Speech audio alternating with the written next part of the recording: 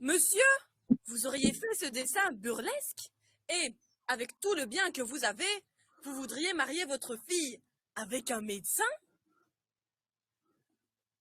Oui. Mêles-tu, coquine, impudente que tu es? Mon Dieu, tout doux. Vous allez d'abord aux invectives. Ne pouvons-nous pas raisonner ensemble sans nous emporter? Là, parlons de sang-froid. Quelle est votre raison, s'il vous plaît, pour un tel mariage? Et que me voyant infirme et malade comme je suis, je veux me faire un gendre et des alliés médecins, afin de m'appuyer de bons secours contre ma maladie, voir dans ma famille les sources des remèdes qui me sont nécessaires, et d'être à même des consultations et des ordonnances. Voilà dire une raison. Et il y a du plaisir à se répondre doucement les uns aux autres. Mais monsieur, mettez la main à la conscience. Est-ce que vous êtes malade? Comment, coquine? Malade? Si je suis malade? Impudente! Eh bien oui, monsieur, vous êtes malade. N'ayons point de querelle là-dessus. Oui, vous êtes fort malade, j'en demeure d'accord. Et plus malade que vous ne pensez. Mais votre fille doit épouser un mari pour elle. Et n'étant point malade, il n'est pas nécessaire de lui donner un médecin. Pour moi que je lui donne ce médecin. Une fille de bon naturel doit être ravie d'épouser ce qui est utile à la santé de son père. Ma foi, monsieur, voulez-vous qu'en ami je vous donne un conseil? Quel est-il ce conseil? De ne point songer à ce mariage-là. Raison? La raison est que votre fille n'y consentira point.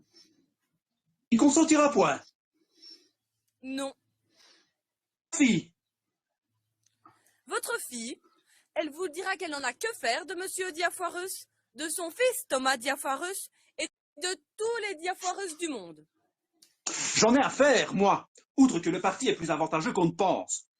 Russe n'a que ce fils-là pour tout héritier. Gon, qui n'a ni... lui donne tout son bien en faveur de ce mariage. Et M. Purgon est un homme qui a 8000 bonnes livres de rente.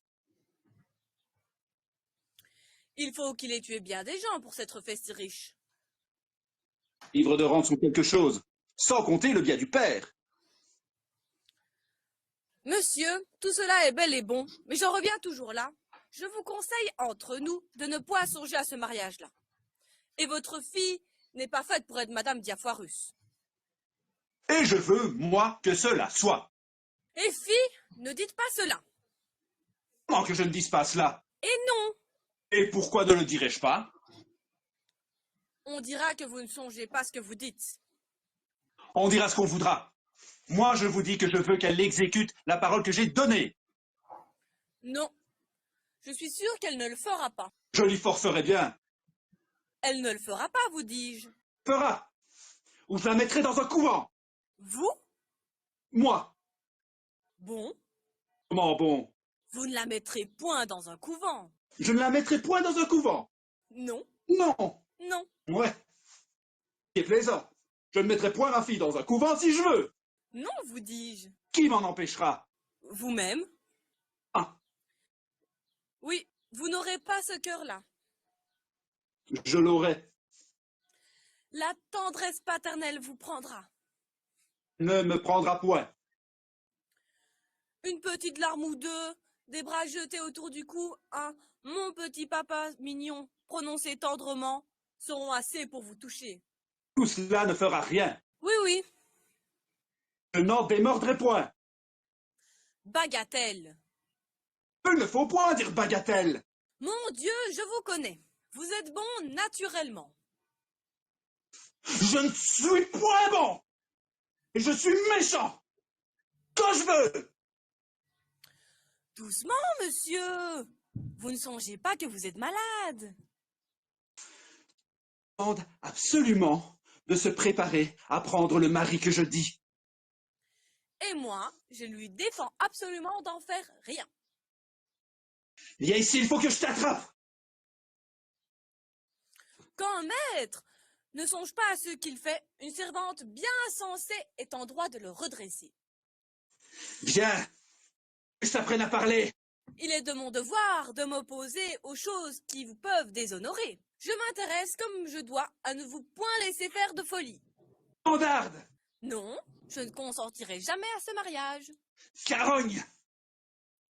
Je ne veux point qu'elle épouse votre Thomas Diafoirus. Angélique! Cette coquine de servante, ou je te donnerai ma malédiction! Et moi, je la déshériterai si elle vous obéit. Ah! Je n'en puis plus. Tout cela va me faire mourir.